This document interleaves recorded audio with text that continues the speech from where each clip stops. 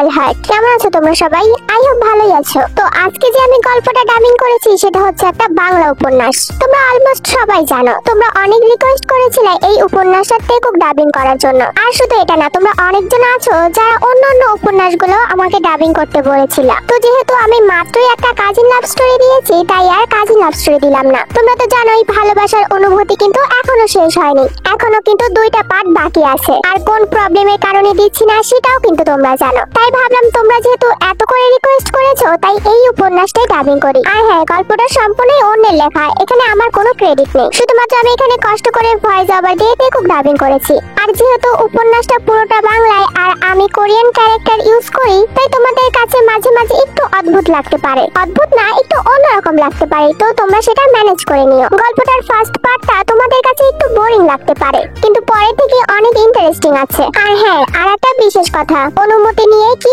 আর না নিয়ে কি, প্লিজ দয়া করে রিকোয়েস্ট করছি, গল্পগুলো কেউ টিকটক ফেসবুকে ছেড়ো না। আমি বারবার করে তোমাদেরকে বলে দিলাম, যারা এই কাজগুলো করো প্লিজ প্লিজ এই কাজগুলো করো না। আর যারা যারা অন্য উপন্যাসগুলো ডাবিং চেয়েছো সেগুলো পাবা, প্লিজ একটু ওয়েট করো। তো আর বেশি কথা বাড়াবো না, চলো গল্প শুরু করা যাক।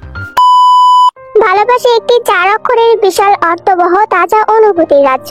এই অনুভূতিকে কখনো কখনো বিশ্লেষণ করে হাজারটা রূপ দাঁড় করানো যায়। প্রেম, প্রণয়, মোহ, ঘোর আসক্তি, আরো কত কি। আবার কারো কারো কাছে এটা সঙ্গীন প্রণয় আসক্তি বা আনহেলদি অবসেশন। তেমনিও সবার ভালোবাসার ধরনটাও ঠিক একরকম নয়। কিছু মানুষের ভালোবাসা সদ্য ফোটা ভিঙ্গরাজ পুষ্পের ন্যায় আকর্ষণীয় আর সুরভি। তাদের হৃদয়ে আর্দ্রপ্রান্ত হয়ে ঈশানিত হয়ে কত প্রশংসাই না করে মানুষ। অন্যদিকে এই পুষ্পরেণুর মতো ভালোবাসার বিপরীতে যে শুধুই ঘৃণার বসবাস, তেমনটাও নয়। ওই যে বললাম, ভালোবাসারও ধরন হয়। কেউ কেউ এসব গাঁট বাঁধা ভালোবাসার নিয়মে গা বাসাতে পারে না কোনো কালেই। খালি মুখে ভালোবাসি কথাটা উচ্চারণ করা যেন হিমালয় জয় করার মতো অ্যাডভেঞ্চার আর থ্রিলিং তাদের কাছে। তাই সেসব কিন্তুওয়ালা মানুষগুলো ভালোবাসা প্রকাশের ধরনটাও কিছুটা ভিন্ন রকম। সেখানে অনুভূতির প্রকাশের থেকে আদায় করার স্পৃহাটাই বেশি কাজ করে। সেই আদায় করার ধরনটা যেমনই হোক, জোর করে কিংবা তার থেকেও কোনো কুৎসিত পন্থ হয়, যেটাকে বলে অ্যাট এনি কস্ট। কারো কাছে সে ভালোবাসা বিষাক্ত, তো কারো কাছে অসুস্থ।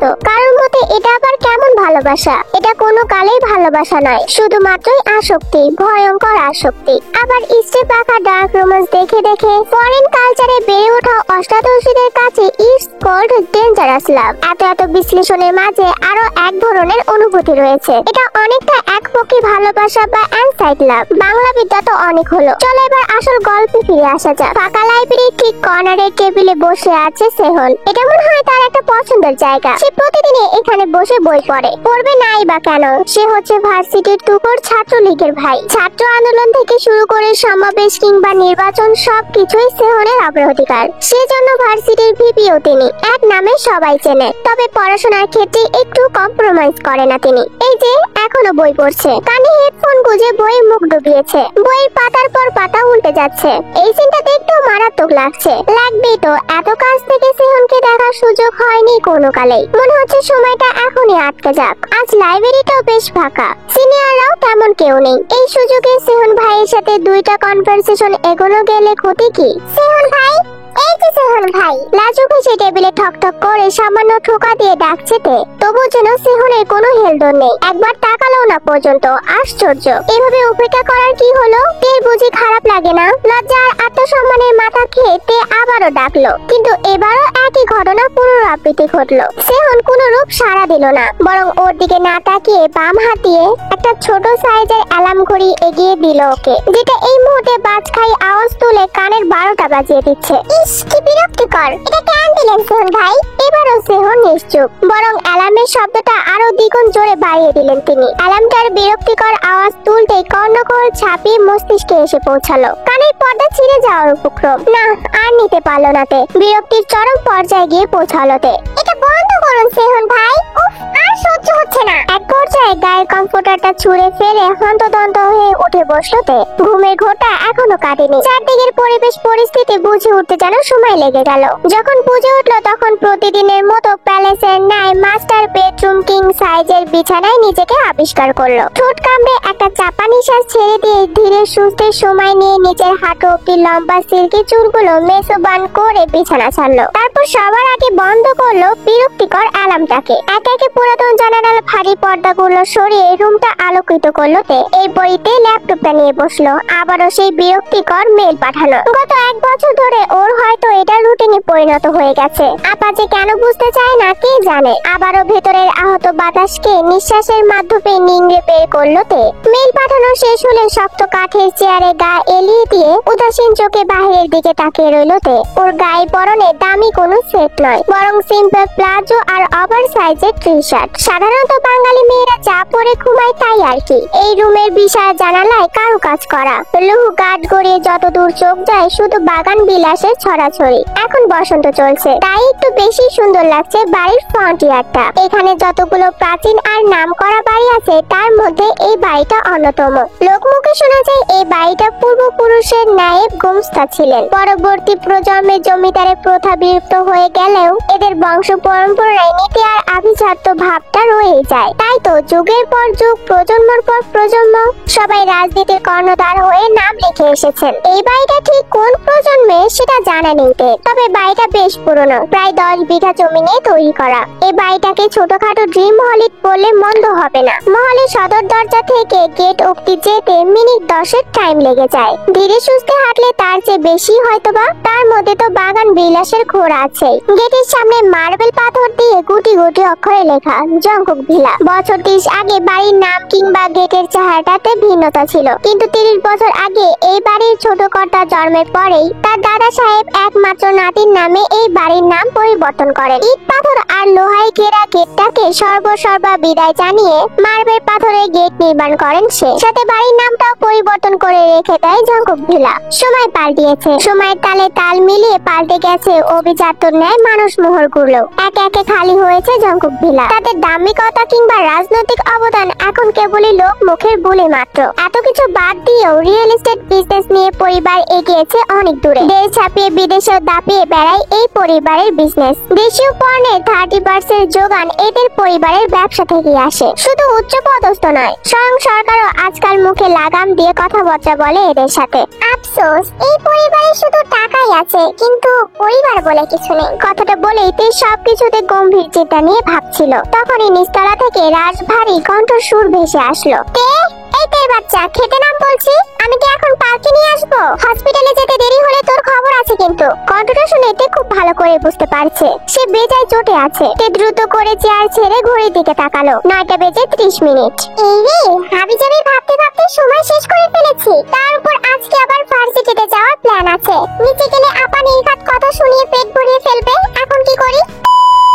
বিশাল হল রুমের এক কোণায় রান্নাঘর, তার পাশে ছোট একটা ডাইনিং। 4 জনের মতো বসা জায়গা হবে। সেখানে খাবার সাজাচ্ছে তের আপা সুজি। এ বাড়িতে কোনো কিছুই না পারতে ব্যবহার করে না সুজিরা। যতটুকু না করলেই নয়, ঠিক ততটুকুতেই তারা অধিকার খাটায়। সুজি খাবার সার্ভ করতে করতে রেডি হয়ে নিচে নামলোতে। পরনে সেটে আছে টপ আর স্কার্ট। দেখতে দেখতেই মেজাজ খারাপ হয়ে গেল সুজির। তের পরিপাটি রূপ দেখে তেতিয়ে উঠলো মস্তিষ্কটা। রাগের বহিঃপ্রকাশ ঘটালো তে চেয়ারে বসার সঙ্গে সঙ্গে। এতক্ষণে আসার সময় হলো তোর? রুমের দরজা আটকিয়ে কি এত করিস? তোর জন্য আমার হসপিটালে যেতে কতটা দেরি হয়ে গেল দেখলি?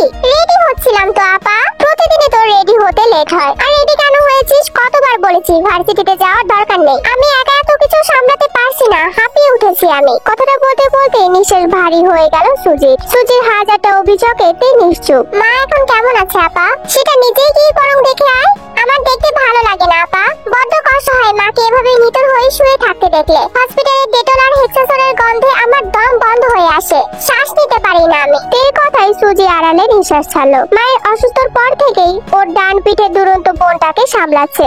যে মেয়ে সারাদিন হুড়াহুড়ি আর বান্ধবীদের নিয়ে মেতে থাকতো, সে মেয়ে ঘরকুনো হয়েছে। হাজারটা হয়তো ভাইনা ধরা মেয়েটা প্রয়োজনের বাইরে গিয়ে একটা কথা বলে না। তের মতো মুক্ত বাতাসে ডানা ছাপটানো মেয়েটার জন্য এই পরিবর্তনটাই অনেক কিছু। এত অল্প বয়সে আর কতই বা সামলাবে নিজেকেও। তের বয়স কম, সবে 19-এ পা দেবে। তাই তো সুজি নিজেই ওকে হসপিটালের ঝুট ঝামেলা থেকে দূরে সরিয়ে রাখে, আবার নিয়তির সাথে পেরে না উঠে নিজে বিরক্ত হয়ে যায় বরাবর। সে বিরক্তি নিজের মধ্যে আটকে রাখা কষ্টকর হয়ে ওঠে ওর জন্য। গুমড়ে মরা অশান্ত হৃদয়টাকে একটু হালকা করার দায়ে মাঝে মাঝে ভয় প্রকাশ ঘটে চড়াও মেজাজে, যার ভুক্তভোগী হয় ওর ছোট বোনটা। সুজি নিজেকেই অনেকবার বুঝিয়েছে যে ওর ছোট বোনটার উপর রাগ ঝাড়া যাবে না, কিন্তু দিন শেষে মায়ের অসুস্থ বাড়ি হসপিটাল বাড়ি করতে করতে যেন নিজেকেই নিজে হারিয়ে ফেলেছে। আপা আমি গেলাম, আগামী সপ্তাহে আর কোথাও যাব না, রান্না বান্না সব আমি করব, তবু তুই প্লিজ রাগ করিস না। এই শোন, সুজির অযাচিত ডাকে পেছনে ঘুরলোতে ইমেল পাঠিয়ে দিয়েছি, কোনো রিপ্লাই এসেছে? আপা তুইও না, গত 1 বছর ধরে টানা ইমেল পাঠানোর পরও যেখান থেকে একটা রিপ্লাই আসেনি, হুট করেই সেখান থেকে রিপ্লাই চলে আসবে, এতটাও বেশি আশা করিস না। কথাটা শেষ করে গটগট পায়ে প্যালেসের মতো বিশাল মহল ছেড়ে বের হয়ে গেল তে চলে যেতেই সুজি মনে মনে বলতে লাগলো, আমার বিশ্বাস কোনো একদিন রিপ্লাই আসবে, আর আমরা মাকে সুচিকিৎসার জন্য বিদেশে নিয়ে যাব, যেদিন মা আবারও সুস্থ হয়ে ফিরবে, তোর আর আমার দুঃখ সেদিনই ঘুচবে। রিক্সাটা ভার্সিটির দিকে এগিয়ে যাচ্ছে, আর সেখানে চেপে বসে আছে তে। পুরো নাম কিম তে-ইয়াং, এই বছরই ভার্সিটিতে অ্যাডমিশন হয়েছে ওর। তবে নতুন নতুন বড় হয়ে যাওয়া ভার্সিটির আনন্দ কিংবা বন্ধু মহল কোনোটাই ছুঁতে পারেনি ওকে, কারণ একটাই, মায়ের হাড়ের অসুখ। আগে তাও হাঁটা চলা করতে পারতো, কিন্তু গত 1 বছর ধরে হসপিটালের এক কামরায় বেডে শুয়ে দিনাতিপাত করছে মিসেস আইয়ু। মাকে দিন রাত দেখভাল করতে হয় কিম বেসুজির। ইন্টারমিডিয়েট পরেই পড়াশোনার ইতি টেনেছে। তে জানে ওর বড় আপা এতটা রকচটা কোনো কালেই ছিল না, কিন্তু গত 1 বছর ধরে যেন হুটহাট রেগে যায়। আর তেও জানে পরিবারের জন্য আপার কত বড় বিসর্জন।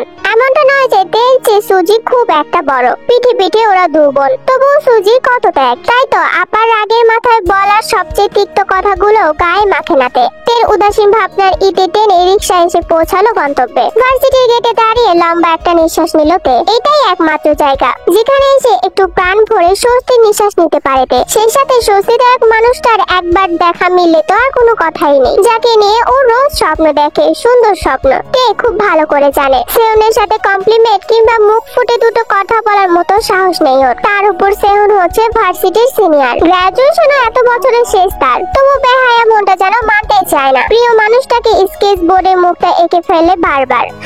কবে যে সেহন ভাই নিজে এসে আমাকে বলবে, তে শোনো আমি তোমাকে অনেক পছন্দ করি, মনে রং তুলি ক্যানভাসে আমি শুধু তোমাকেই আঁকি, সেই আশায় 1 বস্তা বালি। পেছন থেকে লিসার কাট প্রতি উত্তর শুনে তের হাসি মুখটা যেন বন্ধ হয়ে গেল। মুখটা এইটুকু করে ফেলেছে। তুই আমার মনের কথা শুনলি কি করে? যেই তোরে বলছিলি আমি কেন, রিকশাওয়ালা মামাও শুনেছে, আমি শিওর। আফসোস শুধু সেহন ভাই শুনলো না। কি করে শুনবে? তুই তো তাকে দেখলি চোরের মতো লুকিয়ে পড়িস। তা ঠিক, আচ্ছা যাই হোক চল ভেতরে, বলে দুই বান্ধবী ক্যাম্পাসের ভেতরের দিকে হাঁটা দিল।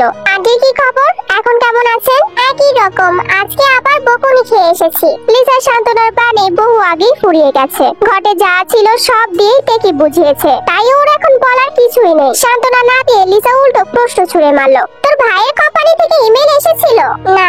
লিসা কথাটা বলে একটু অস্বস্তি বোধ করলো, কারণ সব ব্যাপারে মুখ খুললেও তে এই ব্যাপারটা একটু এড়িয়ে যায়, বেশিরভাগই হা উত্তর দেয়। এবারও ঠিক একই রকম হলো, দুদিকে মাথা নাড়িয়ে না বলে দিল। লিসার রাগ হলো কেন জানো? যদিও ব্যাপারটা সম্পূর্ণ তের ব্যক্তিগত, তবু কেমন ছেলে, মায়ের খোঁজ নেয় না, ইভেন কোনো রকম যোগাযোগ পর্যন্ত নেই। আজকালের যুগে ইমেলে কেউ যোগাযোগ করে? কেমন ভাই তোর? মাকে এভাবে দেশে ফেলে রেখে নিজে বিদেশে গিয়ে পড়ে আছে। He is not my sibling. তাহলে স্টেপ ব্রাদার, মানে আঙ্কেলের দ্বিতীয় স্ত্রীর ছেলে, তাই তো? না তেমন কিছু নয়। তে একটু আর চোখে লিসার দিকে তাকালো। এত কৌতূহল কেন মেয়েটার? তাহলে কেমন ভাই তোর? লিসার কথার পেছনে তে কিছু বলতেই যাবে, তার আগেই ওদের মাঝে সুহি এসে পৌঁছালো। আর তে স্টেপ ব্রাদারকে নিয়ে চলমান রহস্যময় কনভারসেশন গুলো সেখানে ইতি ঘটলো। সুহি ওদের মাঝে ছুটে এসেছে, তাই তে একটু প্রশ্নসূচক দৃষ্টিতে সুজির দিকে তাকিয়ে আছে। তে ভার্সিটিতে জয়েন করার পরে পুরো ডিপার্টমেন্টের মধ্যে এই দুইটা বন্ধুই ওর, হয়তোবা এই দুইটাই জুটেছে, যার মতো ওই ইন্ট্রোভার্ট লিসা, যাও মোটামুটি একটু চুপচাপ থাকে, কিন্তু সুহি তো কোনো সময় চুপচাপ থাকার মতো মেয়ে নয়। ভার্সিটির সবচেয়ে গরম খবরটা ওর কাছ থেকেই পায় তেরা, হোক সেটা গসিপ কিংবা ইম্পর্টেন্ট কোনো নিউজ। এছাড়া অন্য ডিপার্টমেন্টের স্টুডেন্টদের সাথে তের মুখ চেনাচেনি আছে কিনা এটাতেও সন্দেহ। অ্যাটেন্ডেন্সের জন্য ভার্সিটিতে আসতে দেয় না সুজি, তবুও আবার বকুনি চকুনি খেয়ে মাসের মধ্যে 2-3 বার পা পড়ে ভার্সিটিতে। তবুও সেটা পড়াশোনার জন্য নয়, পছন্দের সেই মানুষটাকে দেখার আশায়। সবার আড়ালে সেই মুখখানা মুখের মাঝে স্ক্যান করে নিলেও তে শান্তি। কি রে এভাবে ছুটে এলি কেন, কিছু হয়েছে? পানি দে দোস্ত, তারপর সব বলছি। লিসা ব্যাগ থেকে পানি বের করে দিতেই সুহি তো ঢক ঢক করে পানিটা খেয়ে ফেললো। এতক্ষণে প্রাণটা ঠান্ডা হলো। কি হয়েছে বলবি তো নাকি? এবার সুজির কাণ্ড দেখে তে একটু অবাক হয়ে গেল। সুজি এসে তের হাত ধরে বলতে লাগলো, ও হ্যাঁ তোর কাছেই আসছিলাম তে। কাল ভার্সিটিতে এলি না কেন বলতো, তাহলে তো সবটা জানতে পারতি। কি হয়েছে একটু খুলে বল, তাছাড়া কেন আসিনি সেটা তো তুই জানিসই, তাহলে নতুন করে কেন প্রশ্নটা করছিস? কাল সেহন ভাইদের সমাবর্তন অনুষ্ঠান ছিল। সেহন ভাই সেরা ছাত্রতন্ত্রের পুরস্কার পেয়েছে। ও এটা তো ভালো কথা। তারপর আরেকটা ঘোষণা হয়, আমি পরে সিনিয়রদের থেকে জেনেছি। কি ঘোষণা? সেহন ভাই মাস্টারি কমপ্লিট করবে না, উনি হায়ার স্টাডির জন্য স্কলারশিপ পেয়েছে। মনে হয় খুব তাড়াতাড়ি ইউএসএ চলে যাবে। তে বেশি একটা চমকালো না, কোন রকম প্রতিক্রিয়াও করলো না। অস্থিরতার লেশ জুড়ে নেই ওর মুখ জুড়ে। খুশি থাকার একমাত্র কারণটাই হারিয়ে যাচ্ছে। ও কি আদৌ ঠিক আছে? ওর ভেতরে যেন ঝড়ো হাওয়া শুরু হয়ে গেছে, কেমন যেন গলাটা শুকিয়ে কাঠ হয়ে গেছে। তবু মুখটা ছোট করে থমথমে উত্তর দিল, ও আচ্ছা। এতটুকু শব্দ উচ্চারণ করতে তের অগ্নি স্পৃঙ্গ উগড়ে দেওয়ার মতো কষ্ট হলো। তবু বান্ধবীদের সামনে মুখের মিথ্যা হাসিটা ঠিক ধরে রাখলো। কারণ যাই হোক না কেন, এক পক্ষে ভালোবাসা কিংবা আধুনিক ভাষায় বলতে গেলে ক্রাশকে হারানোর জন্য কান্নাকাটি করে ভাসিয়ে দেওয়ার মেয়ে তে নয়। বা ভার্সিটির সবার সামনে কান্নাকাটি করে সিম্পাতিও করাতে চায় না, কারণ তে এতটাও আত্মসম্মানহীন মেয়ে নয়। এমনিতে ওর মায়ের অসুস্থতা নিয়ে অনেকেই করুণা দেখাতে আসে, যা ওর শরীর একদম জ্বালিয়ে পুড়িয়ে দেয়। তের করুণা জিনিসটা একদমই পছন্দ না, তবে নিজের অধিকারের ক্ষেত্রে সর্বদা সতর্ক।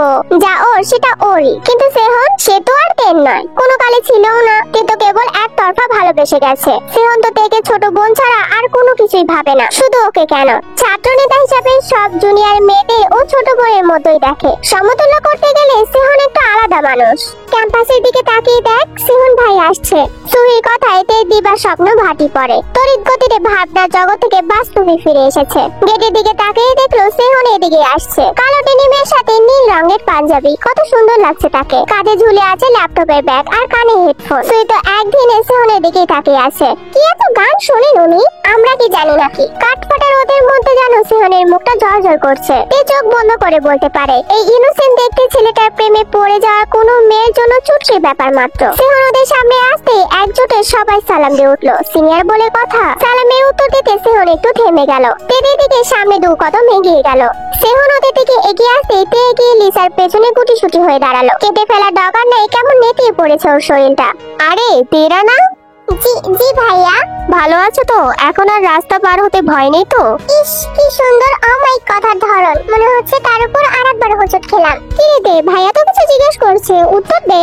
সুইট ধাক্কাতে তের হুঁশ ফিরে আসে। ও তো হ্যাঁ না দুইটাই মাথা নাড়ায়। অ্যাকচুয়ালি কি করবে বুঝতে পারছে না। তের এমন অবস্থা থেকে লিসা আর সুই দুজনে যেন অবাক হয়ে গেল। যে মেয়ে কাট কাট জবাব দিতে চায় না, সে মেয়ে এখন ভেজা বেড়ালের মতো আচরণ করছে। জুনিয়র স্টুডেন্ট বলে এরকম আচরণ করছে। সেহন আর সেখানে দাঁড়ায় না, সকলকে বিদায় জানিয়ে তাড়াহুড়ো করে জায়গা ত্যাগ করে। সেহন চলে যেতে লিসা যেন তেতিয়ে উঠলো। স্টুপিড একটা, এটাই শেষ সুযোগ ছিল। সেহন ভাই নিচে এসেছিল, আর তুই কি করলি? হাবলার মতো উত্তর দক্ষিণ পূর্ব পশ্চিম মাথা ঝাঁকিয়ে গেলি। তে আর কোনো উত্তর দিল না। এই মুহূর্তে ওর কথা বলতে ইচ্ছা করছে না। মাথাটাও ভন ভন করে ঘুরছে। গলাটা নিম পাতার মতো তিতো হয়ে এসেছে। চারদিকে ফাঁকা ফাঁকা লাগছে। হয়তো প্রেসার ফল করেছে, বারবার চোখের পলক ফেলছে। ভাল লাগছে না, বাসায় যাব। আমাকে একটা রিকশা ঠিক করে দে না সুহি। চলে যাবি মানে অ্যাটেন্ডেন্সটা অ্যাটলিস্ট দিয়ে যা। বলছি তো বাসায় যাব। শরীর আর মনের একরাশ অসুখ নিয়ে টানতে টানতে জঙ্কুক বিলাতে এসে পৌঁছালো তে। বিশাল সদর দরজাটা ঝনঝন করে আওয়াজ করে খুলে ভেতরে ঢুকলো। এটাতে যেন ওর আরো বেশি বিরক্তি লাগছে। তার উপর ভেতরে ঢুকতে আর একটা বিরক্তিকর ছায়া তের চোখে মুখে ভেসে উঠলো। মামা মামি এবং তার একমাত্র মামাতো ভাই কাই ওদের বাসায় এসেছে। সুজি আর তের জীবনে এত এত ঝামেলার মধ্যে উগ্র একটা ঝামেলা হলো এই পরিবারটা। কথা নেই পাত্রা নেই, যখন তখন এসে হাজির। আসবে তো আসবে, একটা না একটা ঝামেলা পাকিয়ে বিদায় হবে। মিসেস আয়ু যখন সুস্থ ছিলেন তখন দিন রাত আগমন ঘটতো এদের। 3 বেলা ফ্রিতে রাজকীয় খাবার আর মহলের নরম গতিতে আরাম আয়েশ করতো এরা। এমন করতে করতে একটানা 10 দিন কাটিয়ে দিত। বাড়িতে যাওয়ার নাম গন্ধ নিত না। তে মামাতো ভাই কাই এলাকার পাতি সীমা স্থান, যার দরুন ওর ফালতু ছেলে পেলেদের নিয়ে আসতো ফুপির আলিশান বাড়িতে। সুজি এসবে বেশ লজ্জিত হতো। যাই হোক, তাদের তো এভাবে আরেকজনের অন্ন ধ্বংস করার কোনো অধিকার নেই। একমাত্র ভাই ভাবি বলে মিসেস আইয়ু তেমন কিছু বলতো না।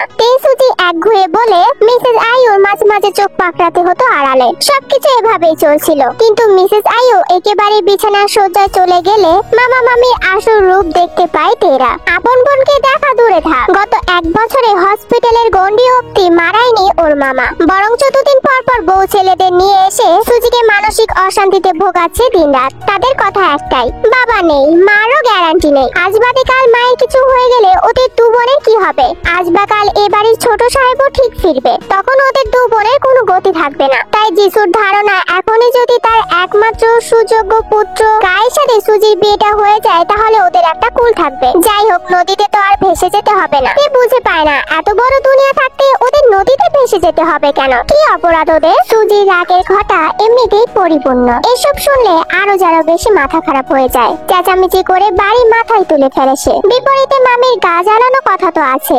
এক কথায় এরা বাড়িতে পা রাখাই মানে বাড়িতে ঝামেলা আর অশান্তি। তে একবার হল রুমের চারদিকে চোখ বুলালো। তার মানে আপা এখনো হসপিটালে? যাক, ভালোই হলো। তের মামি ডাইনিং এ বসে আঙ্গুর চিবোচ্ছে, কাই কাউজে বসে পায়ে পা তুলে টিভি দেখছে। মামা আপাতত আশেপাশে নেই। তে সবটাই দেখলো, তারপর না দেখার ভান করে দোতলের দিকে পা বাড়ালো। দুটো সিঁড়ি মারাতে পেছন থেকে ডাক পড়লো মামির। কি রে, দেখলি আমরা এখানে বসে আছি, তাও ঢ্যাং ঢ্যাং করতে করতে উপরে চলে যাচ্ছিস? মামিকে চোখে পড়ে না নাকি? আর আমার বৌমা কোথায়? কথাটা শুনেই তে চোখ খিচে বন্ধ করে নিল। এটারই ভয় পাচ্ছিল। অনেকগুলো প্রশ্ন করেছে মামি, এক কথায় উত্তর দিতে হবে। তে ভাবছে কি বলা যায়। তে পেছনে ফিরতেই মামির চোখে চোখ পড়লো। মাথা ব্যথা করছে মামি, একটু ঘুমাবো। আর আপা হসপিটালে মায়ের কাছে। করে নে, আরাম আয়েস যা পারিস করে নে। আজ বাদে কাল বাড়ির মালিক ফিরলে তোদের ঘাড় ধাক্কা দিয়ে বাড়ি থেকে বের করে দেবে। সুজিটাকে কতবার করে বলেছি এই কথা, কতবার করে বলেছি আমার কায়ের সাথে বিয়েটা দিয়েই দে, কিন্তু মেয়েটা বড্ড বেয়াদব হয়েছে। বড়দের মুখে মুখে তর্ক করে। বাবা মায়ের শাসন না থাকলে এই হয়। মামির কথায় তে নেতিয়ে পড়া রাগটা আবারও তরতর করে ঝাঁঝিয়ে উঠলো। তীক্ষ্ণ সূচের মতো কথাগুলো গিয়ে তের গায়ে বাঁধলো। ও আর পেছনে তাকিয়ে রইল না, সামনের দিকে ঘুরে গেল। তুমি যে নরম চেয়ারটাতে বসে আঙ্গুর চিবোচ্ছ, ওটা কিন্তু এই বাড়ির ছোট সাহেবের টাকা দিয়ে কেনা মামি। তাছাড়া জিয়ং গংইওর অবর্তমানে আমার মাই কিন্তু জেকে গ্রুপের গভর্নমেন্ট চেয়ারম্যান। তের কথায় একটা তাচ্ছিল্য হাসি খেলে গেল যিশুর, কিন্তু মনে মনে খুবই রাগ হলো। এতটুক মেয়ে ভালোই খই ফুটেছে মুখে, তাই না? হতে পারে তোর মায়ের অধিকার আছে, কিন্তু তোদের 2 বোনের তো কোনো অধিকার নেই। তোরা তো হলি কচুরি পানা। তাছাড়া তোদের মায়েরই বার কয়দিন, বড় জোর হলে 6 মাস। মামি, এবার কিন্তু বেশি বেশি বলে ফেলছো। আমাদের মায়ের কিছু হবে না, আমরা মাকে বিদেশে নিয়ে যাব। তোর কি মনে হয় ওই জীবন জাকুক বা তার কোম্পানি তোদের নেওয়ার জন্য বসে আছে? শুনেছি তোর জন্যই নাকি বাড়ি ছাড়তে হয়েছিল তাকে। মামির কথার সাথে তর্কে পেরে উঠলো না আরতে। দুশ্চিন্তাগ্রস্ত জটলা পাকানো মস্তিষ্কটা আর চাপ নিতে পারছে না। হাত পাও কেমন যেন থরথর করে কাঁপছে। এই মুহূর্তে গলা থেকে একটা কথাও বের হচ্ছে না। মামি যে ওকে এত নোংরা ভাবে আক্রমণ করবে এটাতে ভাবতে পারিনি। ও পেছনের দিকে আর একবার চোখ বোলালো, কয়েকটা আক্রমণতন্ত্র চোখ। মনে হচ্ছে তেকে এরা চোখ দিয়ে ভস্ম করে দেবে। তে আর এক মুহূর্ত ওখানে দাঁড়ালো না। দোতলে উঠে নিজের রুমে গিয়ে সপাট করে দরজাটা আটকে দিল। ওর ভেতরটা যেন ছিঁড়ে যাচ্ছে। অসহায়তা চারদিকে জংলা আবরণের মতো ঘিরে ধরেছে। মামির তর্কের আঘাতে সেহন ভাইয়ের চলে যাওয়াটা নুন মরিচ ছেটানোর মতো। তের আর ভালো লাগছে না। লিসা আর সুহির মতো ওর জীবনটা কেন স্বাভাবিক হলো না? ওর জীবনটা এত কেন দায়বদ্ধতা? কেন সেহন ভাইয়ের প্রতি ভালো লাগাটা নিজের মাঝে খুব সহজে তুলে ধরতে পারলো না? এটা কি শুধুই অন্তর্মুখী হওয়া দরুন, নাকি পরিবারের টানা পড়া আর দায়বদ্ধতা? সেহনের কথা ভাবতে ভাবতে তের মনে পড়ে যায় সেহনের সাথে প্রথম দিনের সাক্ষাতের কথা। এই তো কয়েক মাস আগের কথা। ভার্সিটিতে অ্যাডমিশনের জন্য এসেছিল তে। মায়ের অসুস্থতায় ঢাকা বিশ্ববিদ্যালয়ের মতো অত বড় বিদ্যাপীঠে পড়ার সুযোগ হয়নি তে। মোটামুটি প্রস্তুতি নিয়ে যতটুকুতে সুযোগ পেয়েছে তাতেই গুচ্ছে সুযোগ হয়েছে। সেদিন কাগজপত্র নিয়ে ভার্সিটির উদ্দেশ্যে গিয়েছিল জমা দেওয়ার জন্য। শীতের সকাল ছিল, ঠান্ডা পুরোপুরি জেগে না বসলেও মিষ্টি রোদের মৃত আলোতে ভালোই আরাম লাগছে। সকাল হতে অফিসগামী সারি সারি গাড়ির বহুল ছুটছে। ঢাকা শহরে বেড়ে ওঠা হলে একা একা রাস্তাঘাট পার হওয়ার অভ্যাস নেই তের। সেই তরুণ তখন থেকেই ভার্সিটির রাস্তার বিপরীতে অসহায়ের মতো দাঁড়িয়ে আছে সে।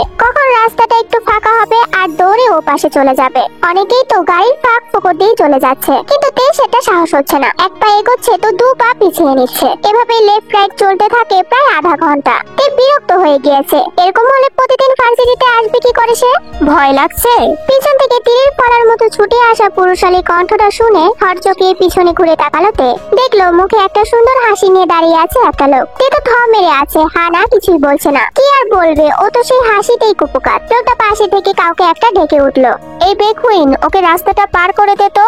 জি ভাই, দিচ্ছি। ব্যাস তখনই ছিল ভালো লাগা শুরু। তে বুঝতে পেরেছিল এই লোকটা ভার্সিটিতে বিশাল জনপ্রিয়তা। এরপর থেকে শুরু হয়েছে তে লুকিয়ে লুকিয়ে পর্যবেক্ষণ। উদাসীন দুপুরে কিংবা মসজিদে যাওয়া ক্যাম্পাসে চোখ দুটো শুধু তাকেই যারা খুঁজে বেড়ায়। এক নজর দেখা হয়ে গেলে খুশিতে পুলকিত হয়ে যায় মনটা। ঝিলিক দিয়ে উঠলো মুখের কোনো অংশে মিষ্টি হাসি, যা এখনো চলমান। কখনো সামনে দাঁড়িয়ে কথা বলা হয়নি। তে জানে না যে সেহনের নামটা জানে কিনা, কিন্তু সেহনের বায়োডাটাটা এক কথায় বলতে তের মুখস্থ।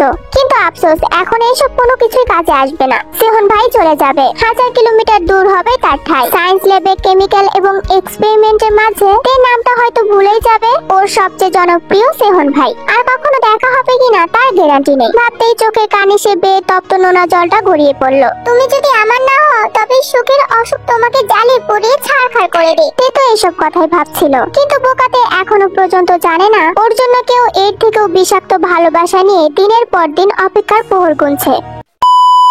রাস্তার দুধারে সরাসরি ম্যাপল গাছের বাহার। বসন্ত হাওয়ায় দরুন টুপটুপ বৃষ্টি করার ন্যায় গায়ে এসে একটু একটু বসন্তর ছোঁয়া লাগিয়ে যাচ্ছে। পিচডালা তকতকে রাস্তায় লুটিয়ে পড়ছে হলুদ কমলা রঙের ম্যাপল লিপ। এই দৃশ্য দেখতেও যেন প্রশান্তি খেয়ে যায় চোখে। আর ফরেন কান্ট্রি থেকে এলেই তো কথাই নেই। নিরিপ শুনশান রাস্তা ধরে ফাঁকা বেঞ্চিতে বসে বসন্ত বিকালে একটুখানি সৌন্দর্য দেখতে পুরো যুগ পার করে দেওয়ার মতো স্বস্তিতে দু চোখ ভরে ওঠে। তবে এই মুহূর্তে রাস্তার দু সাইডে দাঁড়িয়ে থাকা লোক কম কমে করোনায় ম্যাপল লিফের সৌন্দর্য বিশ্লেষণে আগ্রহ নেই। তারা অন্য কিছু দেখার জন্য অধিক আগ্রহে সামনের রাস্তার দিকে হাত নেড়ে যাচ্ছে। নির্বিঘ্নে সে সাথে প্রবল উৎসাহ বহিঃপ্রকাশ ঘটাচ্ছে। একই সাথে হই হই করে উঠছে প্রতিদ্বন্দ্বে। ছেলে বুড়ো যুবক যুবতী সবাই তাতে সামিল। দেখে মনে হচ্ছে তারা কোনো প্রতিযোগিতা বা পারফরমেন্স দেখার জন্য জমায়েত হয়েছে। শুধু যে ওইটুকুনি জায়গা ধরে মানুষের ভিড় তা নয়। লোকালয় ছাড়িয়ে সান ফ্রান্সিসকো শহরের গোল্ডেন গেট ব্রিজ পেরিয়ে প্রশান্ত মহাসাগর আর পাহাড়ের মধ্যবর্তী সরু আঁকাবাঁকা রাস্তায় যত দূর অব্দি চোখ পড়ে, ঠিক তত দূর পর্যন্তই উৎসাহিত মানুষের সমাগম। মন শিওর ওই রাস্তা ক্যালিফোর্নিয়া অব্দি চলে গিয়েছে। মানুষের এত আগ্রহ আর হইচই দেখে একটু কৌতূহল নিয়ে সামনের রাস্তার ওদিকে এগিয়ে গেল মন। ঠিক তখনই হুট করে, একদম হুট করে বেশ কয়েকটা বাইক ভো ভো আওয়াজ করে তড়িৎ গতিতে রাস্তা অতিক্রম করে চলে গেল। বাইকগুলো এত তাড়াতাড়ি চলে গিয়েছে যে মন চোখের পলক ফেলার অব্দি সময়টুকু পেল না। বাইকগুলো রাস্তা ক্রাশ করতে সবাই জেকে জেকে বলে চেঁচামেচি করছে। সবাই চেয়ার আপ আর উৎসাহ দিতে মন বোধগম্য করলো এখানে বাইক রেসিং কম্পিটিশন হচ্ছে। কিন্তু এরকম ঠান্ডা আবহাওয়ায় পাহাড়ি রাস্তায় কি করে এত দ্রুত বাইক রাইড করছে এরা? এগুলো দেখে আবার মানুষজন আনন্দে নাচানাচি করছে।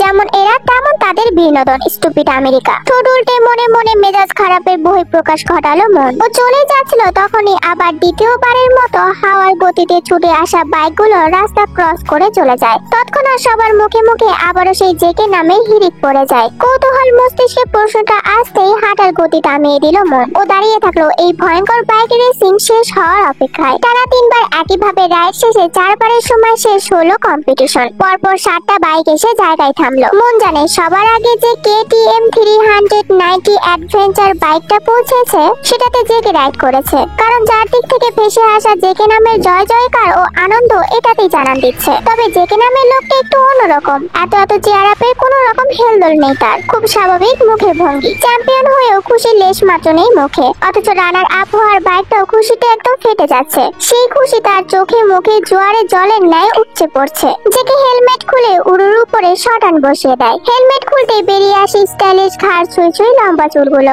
ঘাড় অব্দি চুলগুলো তাকে জেন্টালম্যান লাগছে না মোটেই, বরং স্টাইলিশ সুপারস্টার বলে মানানসই হবে ব্যাপারটা। মনে হচ্ছে ব্র্যান্ড নিউ বাইকে কয়েক দফা শুট করে মাত্রই থেমেছে সে। ডান হাতে বেখেয়ালে চুলগুলো ব্যারশাট করতে করতেই অন্য হাতে পড়ে থাকা অ্যাপেল ওয়াচটার এক নজরে চোখ বুলিয়ে নিল এবং এটা দেখেই আবারও হেলমেট হেলমেটটা পরে নিয়েছে। অন্যদিকে চ্যাম্পিয়নের পুরস্কারের বিতরণের জন্য স্টেজে তাকে বরাবর ডাকা হচ্ছে। জেগে হেলমেটটা পরেই সেদিকে একবার তাকালো। আশ্চর্য, সবাই ডাকছে তবু কেমন বেখেয়ালি ভঙ্গিমা তার। শেষমেশ কর্তৃপক্ষের একজন তার কাছে এগিয়ে যেতেই জেগে বলে উঠলো, ওয়েট আ মিনিট। তারপরে কাউকে কল করতে কয়েক মিনিটের মধ্যে একটা কালো গাড়ি এসে থামলো ওখানে। গাড়ি থেকে ফলবাল ড্রেস কোড পরিহিত একজন নামতেই জেগে লোকটাকে উদ্দেশ্য করে বলল, look, he is my assistant John Hosk, give him the prize মানি।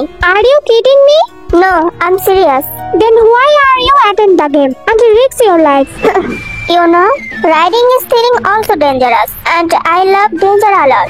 শান্ত এবং স্থির কণ্ঠস্বর, তবে শরীরের কাঁপন ধরে তার মতোই ভয়ঙ্কর কথার টোন। শেষ কথাটা বলেই আবার হেলমেটটা মাথায় দিয়ে সাই সাই করে নিজের KTM 390 বাইকটা নিয়ে পাহাড়ি রাস্তার বাঁকে মুহূর্তে হারিয়ে গেল জেকে। সবার দৃষ্টি এখনো সেদিকে স্থির। কর্তৃপক্ষ লোকটা বিরক্ত হলো বেশ, তবে জোটে গেল না। এই ছেলেটা প্রতি বছর একটা না একটা ঝামেলা পাকাবে, এটা বোধগম্য হয়ে গেছে এতদিনে। হয়তো কোনো প্রতিদ্বন্দ্বকে ইচ্ছা মতো পেটাবে, না হয়তো রেসিং এর মাঝে বাইক ঘুরিয়ে নিয়ে অন্যদিকে চলে যাবে, আর না হয় প্রাইজে গিভিং এ এসে ঝামেলা পাকাবে। শুধু পপুলারিটি আর অডিয়েন্সের ডিমান্ডেই সারা বছর ঘুরে ঘুরে রাজি করানো হয় তাকে। না হয়তো এরকম আট পাকলা রকচটা ছেলেকে জীবনেও কম্পিটিশনে আনতো না তিনি। বাপের বয়সী হোক কিংবা দাদার বয়সী, কারোর কথাতে দু পয়সার সম্মান দেয় না এই ছেলে।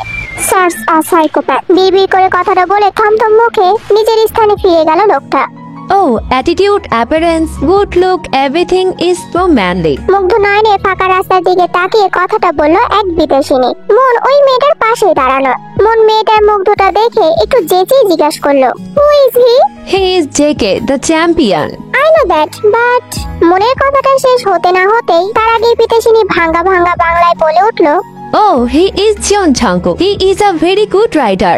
Yeah, he looks different. মনের কথা শুনে বিদেশিনী একটু ভুরু কুচকালো। লোকটা দেখতে একেবারেই অন্যরকম, মনে হচ্ছিল দেশি বিদেশি মিক্স করা। চেহারা সবকিছুতে কেমন যেন ব্রিটিশদের ছাপ স্পষ্ট, অথচ গোল ভাসমান কালো মণিমুক্ত চোখ দুটো দেখলে কেউ এমনিতেই বলে দেবে এ তো এশিয়ান কোনো মানুষ, কোনো এক সাম্রাজ্য গোত্রের উত্তরাধিকারী সে। অ্যাটলিস্ট অ্যাটিটিউডটা তো তাই বলে। বিদেশিনী এখনো ধূসর চোখে প্রশ্নসূচক দৃষ্টিতে মনের দিকে তাকিয়ে আছে। মন বুঝতে পারলো বিদেশিনী একটু অবাক হয়েছে, তাই বলে উঠলো, Oh, nothing.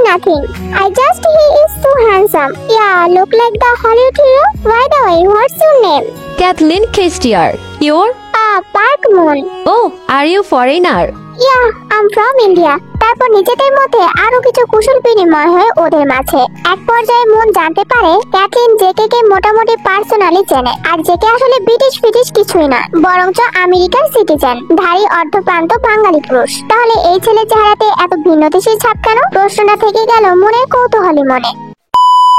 টানা 2 দিন হতে চললো মামিরা বিদায় হয়েছে। তে জানতো যে সুজি বাড়িতে ফিরলে ঝামেলা শুরু হবে। মামির কাজ আলানোর কথা তে চুপচাপ মেনে নিলেও সুজি কালী মুখে সহ্য করতে পারে না মোটেই। কারণ আর যাইতাই হোক, মাকে হসপিটালের এক কামরায় বেডে শুয়ে রেখে তার পক্ষে বিয়ের পিড়িতে বসা সম্ভব নয়। তাই মতো পাতি মাস্তানের সঙ্গে তো আরো নয়। মামিকে এসব মুখের উপর বলে দেওয়া মানে ভয়ঙ্কর ঝড়ের পূর্বাভাস।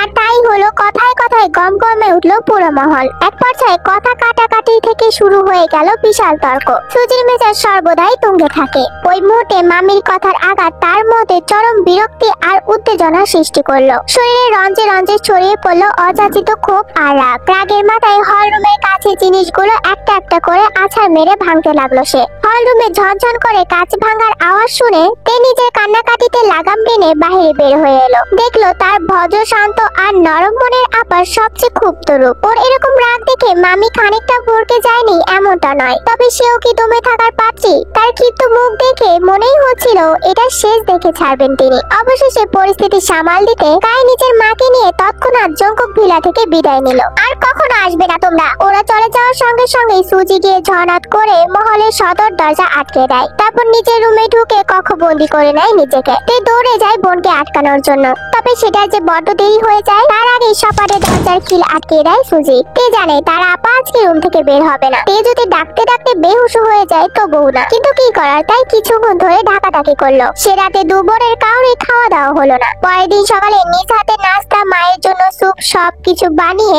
তে আবার কড়া নাড়লো সুজির দরজায়। এবার সুজি দরজা খুললো। পরনে সুতি চুড়িদার, হাতে টোট ব্যাগ, লম্বা চুলগুলো ফেস বিনুনি করেছে। দেখে বোঝা যাচ্ছে হসপিটালে যাওয়ার জন্য একেবারে তৈরি হয়ে বের হয়েছে সে। আপাকে পরিপাটি হয়ে বের হতে দেখে বিমল চোখ দুটো খুশিতে ঝলমলিয়ে উঠলো তের। সুজি প্রশ্ন করবেই তার আগেই তে বলে উঠলো, টেবিলে নাস্তা রেডি, মায়ের স্যুপ হটপটে ভরে রেখেছি আর ইমেলও পাঠিয়ে দিয়েছি, চল একসাথে খাবো। কথা শেষ করে তের সামনে হাঁটা ধরলো। হঠাৎই তের হাত টেনে ধরে বুকে জড়িয়ে নেয় সুজি। আপার রাগ কমেছে। ব্যাপারটা বুঝতে পেরে খুশিতে পুলকিত হয়ে শক্ত হাতে বোনের গলা জড়িয়ে ধরলো তে। আপা তুই কেন বদলে গেলি বলতো? কাল তোর রাগ দেখে আমি নিজেই ভয় পেয়ে গিয়েছিলাম। আরে পাগলি বিশ্বাস কর, আমি একটু বদলাইনি। সজরূপে কাল সাপগুলোকে বের করার জন্য কাল একটু বেশি বেশি করেছি। না হয় কতদিন পর পর এসে আমাদের মাথা খেয়ে ফেলে, কে জানে। তোর কি বুদ্ধি আপা, জিনিয়াস। হয়েছে, কাল থেকে কিছুই খাইনি, চল নাস্তা খাবো, না হয়তো মায়ের কাছে যেতে লেট হয়ে যাবে। আমার আপার হাসি সবচেয়ে বেশি সুন্দর, সিহন ভাইয়ের চেয়েও সুন্দর।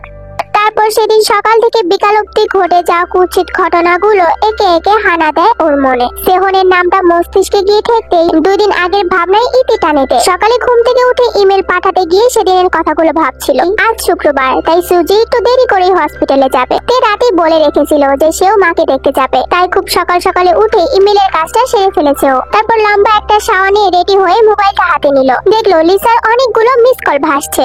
লিসা ফোন দিয়েছে, নিশ্চয়ই ইম্পর্টেন্ট কোনো কথা হবে, কিন্তু কি? অজানা অনেক প্রশ্নে আবারও মাথাটা ধরে এলো তের। কিন্তু তে তো এত কিছু ভাবতে চায় না। সে তো দ্রুত করে লিসাকে ফোন দিল। একবার রিং হয়েছে কি হয়নি তার মধ্যেই লিসা কল তুললো। এতগুলো কল দিয়েছিস যে, তুই ঠিক আছিস? আমি ঠিক আছি, তুই ঠিক আছিস কিনা সেটা বল। আচ্ছা তুই এমন কেন? দিন দুনিয়া ভুলে হিমালয় পর্বতে সন্ন্যাসী হয়ে বসে থাকিস, নাকি মহাসমুদ্রে ডুব দিস, কোনটা বলতো আমাকে? কি অদ্ভুত প্রশ্ন লিসা, আমি কেন এসব করতে যাব? শোন, আমার বিয়ে করে সংসার করার বহুত শখ। সন্ন্যাসী টন্যাসী এসব কথা ভুলেও বলবি না। তাহলে ফোন কেন তুলছিস না? আস্তে বল, কানে লাগছে তো। আর ফোন সাইলেন্ট মোডে ছিল। তাহলে তুই কেন বসে আছিস এখনো? তুইও সাইলেন্ট মোডে চলে যা। আর তোর শখের সেহন ভাই আমেরিকাতে গিয়ে একটা সাদা চামড়ার মেয়েকে বিয়ে করে সুখে সংসার করো। কি হয়েছে লিসা? সেহন ভাই চলে যাচ্ছে, এতক্ষণে হয়তো এয়ারপোর্টের কাছাকাছি চলেও গিয়েছে। এটাই তোর শেষ সুযোগ তে। আমি আর সুহি মেইন রাস্তায় সিএনজিতে ওয়েট করছি, তাড়াতাড়ি চলে আয়, না হয়তো আর জীবনে আর সেহন ভাইকে পাবি না তুই। সেহন ভাইয়ের সাথে আর দেখা হবে না, ওই মায়া ভরা হাসিটাও আর দেখা হবে না। সেহন ভাইকে ছাড়া তো ক্যাম্পাসটা পুরো মরেই যাবে। হৃদয়হীন হাড় মরে ব্যথায় শক্ত হয়ে এসেছে তের। এবার আর অজান্তে নয়, জেনে শুনে ফুপিয়ে কেঁদে উঠলো। মোবাইলের নেটওয়ার্ক ছাপিয়ে সেই ফোপানোর আওয়াজ গিয়ে পৌঁছালো লিসার কাছে। তে দ্রুত চলে আয়, শেষবারের মতো দেখা হয়েও যেতে পারে। কথাটা বলেই লিসা ফোনটা কেটে দিয়েছে। লিসার শেষ কথাটা কর্ণকুহরে পৌঁছাতেই তে আর কান্নাকাটি করে সময় নষ্ট করলো না। টেবিল থেকে পার্সটা ছো মেরে নিয়ে দৌড়ে নিজের রুম থেকে বের হয়ে গেল। সেহন ভাই চলে যাচ্ছে যাক, কিন্তু মনের কথাটা তো একবার শুনে যাক। নিজের এক পক্ষেও ভালোবাসার কোনো প্রতিদান চায় না তে, শুধু শেষবারের মতো মুখ ফুটে বলতে চায় দিনের পর দিন নিজের মন গভীরে বোনানো মাকড়সার জালের ন্যায় ঠুনকো স্বপ্নগুলোর কথা। এই মুহূর্তে অষ্টাদশীর মন বলছে তাকে মন গহীনের সুপ্ত ভালো লাগার কথাটা না জানালে জীবনটাই বৃথা। সুজি মাত্রই সব খাবার দাবার রেডি করেছে, তখনই দেখতে পাই হন হন করে তে কোথাও যেন বের হয়ে যাচ্ছে। কিরে কোথায় যাচ্ছিস? হসপিটালে যাবি না? তে কোনো উত্তর দিল না। এক মুহূর্তে ছুটে বের হয়ে গেল বাগান বিলাসের জঙ্কুক ভিলা থেকে। উফ, মেয়েটা ইমেল পাঠিয়েছে কিনা কে জানে, চেক করে দেখতে হবে। মানুষ জীবনে আশা নিয়ে বাঁচে, আশাবিহীন ওই উদ্যান পাতালে জীবনে বেঁচে থাকার দুর্হত বইহি আর কিছুই না। সবাই দিন শেষে ভাবে নতুন প্রহরে নতুন সুখ বয়ে আনবে, কিন্তু কখনো কখনো সেই সুন্দর প্রহর আসতে বড্ড দেরি হয়ে যায়, সেই সাথে হারিয়ে যায় সুখের আশাটুকু। এখন এই মুহূর্তে দাঁড়িয়ে তে সুখের আশাটুকু হারিয়ে গেছে। নীল আকাশের দিকে একদিনে তাকিয়ে আছে তে, খোলা আকাশের দিকে তাকিয়ে শব্দ করে কান্না করছে তে। হৃদয়টা যেন আজকে সত্যি সত্যি ফেটে যাচ্ছে। সেহন ভাইয়ের সাথে আর শেষ দেখাটাও হলো না। এয়ারপোর্টের সামনে এমন কান্নাভর্তি মেয়েকে দেখে অনেকেই কিং বার্তা বিমল, আবার অনেকেই ভাবছে হয়তো কাছে কেউ দূর দেশে পাড়ি জমিয়েছে। মেয়েটা সেই দুঃখেরই বহিঃপ্রকাশ ঘটাচ্ছে, তাতে অবশ্য তের কোনো যায় আসে না। আপাতত হিতাহিতি জ্ঞান শূন্য ওর মস্তিষ্ক। ও উড়ন্ত প্লেনের দিকে চেঁচিয়ে বলতে লাগলো, আমি আপনাকে ঠিক খুঁজে বের করবো সেহন ভাই, আপনার আর আমার আবার দেখা হবে। আমি ইউএসএ যাব, আপনার জন্য হলেও যাব, ওই জীবন জাঙ্কুক না নিলেও আমি যাব।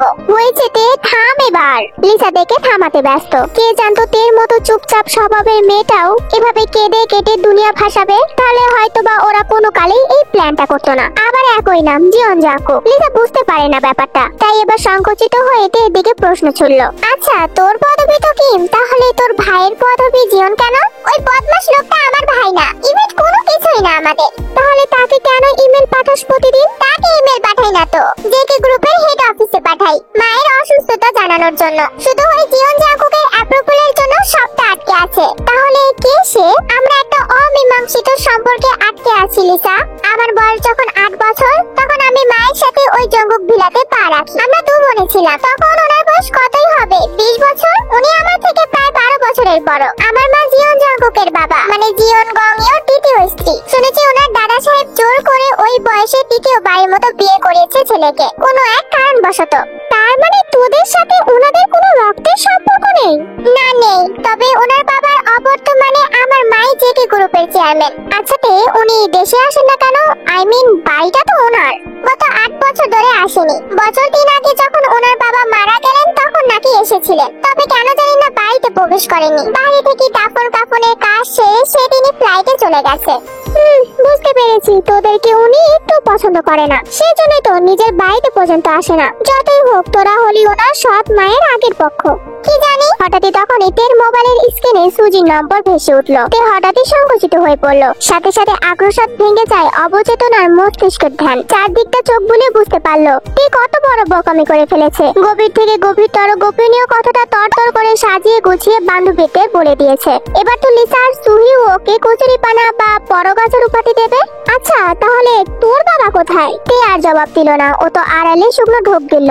আপা কল দিয়েছে, আমি এখন যাই। কথাটা বলে কোনো দিকে না তাকিয়ে তে সে জায়গা ত্যাগ করলো। আরে ঢলতে ঢলতে কই যাচ্ছিস? পড়ে যাবি তো। তের কোনো ধ্যান জ্ঞান নেই। ও যত দ্রুত সম্ভব বান্ধবীদের চোখের আড়াল হতে চায়। একরাশ ভারাক্রান্ত মন আর নিজের করা বোকামিতে বিরক্ত হয়ে দ্রুত বাড়ি ফিরল তে। সদর দরজায় পা রাখতেই সুজির হাতে শক্ত চপাটে মুখ জুড়ে যেন আবার অন্ধকার নেমে এলো। কি করেছি আমি? আমার উপরে কেন পৃথিবীর সবার এত রাগ?